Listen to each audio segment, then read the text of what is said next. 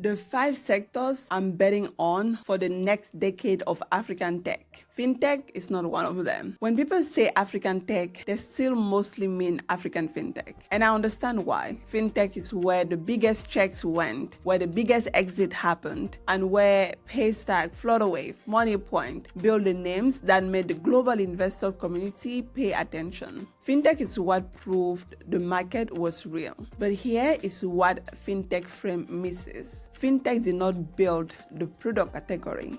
It built infrastructure. And infrastructure, by definition, is the prerequisite for everything that comes after it. The payment rails, the digital identity layer, the cross-border settlement systems, those exist now in a way that did not 10 years ago. And what gets built on top of them is where the next decade of value is going to be created. I want to walk you through the specific sectors where Ajim Capital is building conviction right now. And I want to be honest about why the sectors are undervalued. It is not because the opportunity is smaller, it is because the coverage is thinner. The investor base is narrower, and the founders building in them have not yet had the visibility that FinTech founders had from day one. By the end of this video, if you are a founder, you should have a clearer picture of whether your sector is ahead or behind the curve. If you are an investor, you should know where the crowded crates are and where the uncrowded ones are. Let me start with why FinTech came first and what it actually built. FinTech came first in Africa because everything runs on financial infrastructure: payment, credit, identity verification, payroll. If any of these are broken, the rest of the economy cannot function at scale. The infrastructure deficit in African financial system was not just a FinTech opportunity, it was the prerequisite for every other sector. The numbers are striking. FinTech was responsible for 30% of African VC deals by volume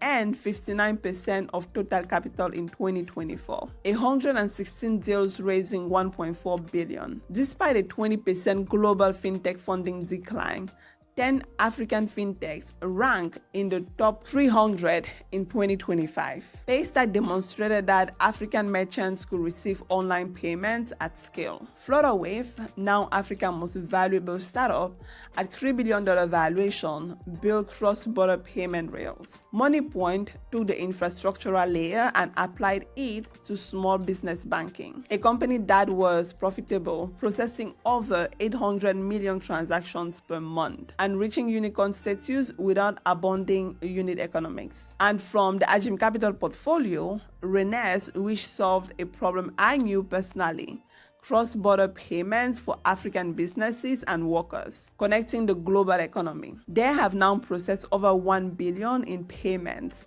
served more than 700,000 individual users, and have raised a little bit over 11 million in the Series A round led by QED investors. When I backed Eunice at pre-seed, most investors were not paying attention. That is what early conviction looks like. FinTech is not done. Cross-border infrastructure is still being built. Credit accessibility for SME is still an unsolved problem at scale. But FinTech is no longer the only sector that matters. What gets built on top of the payment layer? That is the question this episode is answering. Part 1. Logistics. Africa's $1.8 billion bet on moving things. The infrastructural challenge in Africa is not just financial, it is physical. Getting products from manufacturer to consumers, navigating road infrastructure that is inconsistent, managing last mile delivery in dense urban markets. These are enormous operational challenges, and they represent enormous business opportunities. African logistics, transport startups attracted a little bit over $1.8 billion over the last 5 years, with funding surging to $220.6 million in the first half of 2024 alone. Nigeria led the continent with over $676 million of that total. Move is the example that reveals the scope of the opportunity. They have raised $421.5 million to provide vehicle financing to gig drivers. in ride-hailing and delivering platforms. Their largest investor is Uber itself. When Uber backs the company providing a vehicle access to its own driver network in Africa, that is a structural signal about where value is being created. But I want to be honest about something here, because selective data does more harm than a good investor conversation. Not every logistic bet has worked. We are thinking of stories like Where is My Transport and Sandy that both shut down between 2022 and 2024 during the market correction. These were not obviously bad companies. They were asset-heavy models that raised on growth assumptions in an environment that turned. The lesson is not to avoid logistics. The lesson is about architecture. The companies that would win in logistics are the ones using software to coordinate physical assets, not the ones owning the physical assets outright. That distinction changes everything about how you evaluate these companies. Part 2, commerce and B2B trade. The silent opportunity. The B2B commerce layer in Africa is one of the most underappreciated opportunities in the ecosystem. African wholesalers and retail trade flows are enormous. The informal economy, which represent majority of commercial activities in most of sub-Saharan African market, is being formalized through technology. And the tools that enable that formalization, procurement platforms, supplier network, inventory management, trade financing, are at an early stage of penetration. The thesis I use here is the same thesis that apply across the fund. The business model that work already exists. They have been built in India, in China, in Latin America. B2B commerce platforms like Udang in India demonstrate the model. The African version of that platform is being built right now. It has not been scaled yet. That is where the opportunity sits. What is specifically interesting in the African B2B commerce context is the logistic and payment integration requirements. Because both logistics infrastructure and financial infrastructure have gaps, the B2B commerce companies that wins have to solve all three simultaneously or integrate deeply with partners who solve the adjacent problems. That creates a moat. It is difficult to build, but once built, it is difficult to replicate. Part 3, vertical SaaS.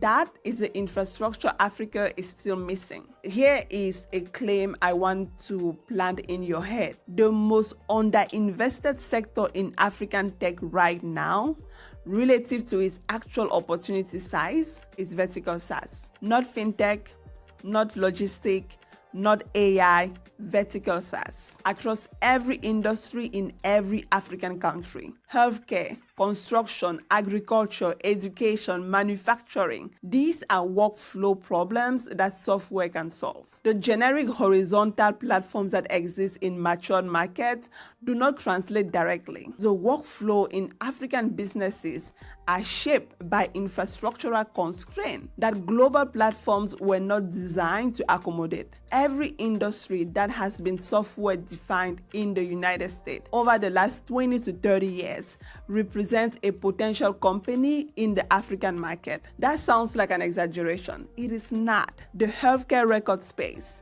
the construction project management space, the agricultural supply chain space, these are all in the early innings. Times, another company in the Ajim Capital portfolio, is building an AI-native accounting software specifically designed for modern African businesses. The problem that Times is solving are not hypothetical. African SMEs have been running their books on manual spreadsheets and paper because the global accounting software products do not handle the tax structure, the multi-currency realities, or the banking integrations requirements of an African market. Part 4, AI, automation, and developer tools. These are two sectors where I am the most deliberately building conviction for in Fund 2. And I want to explain why. AI in Africa is not the same conversation as AI in Silicon Valley. In markets where labor costs are lower but infrastructure constraints are higher,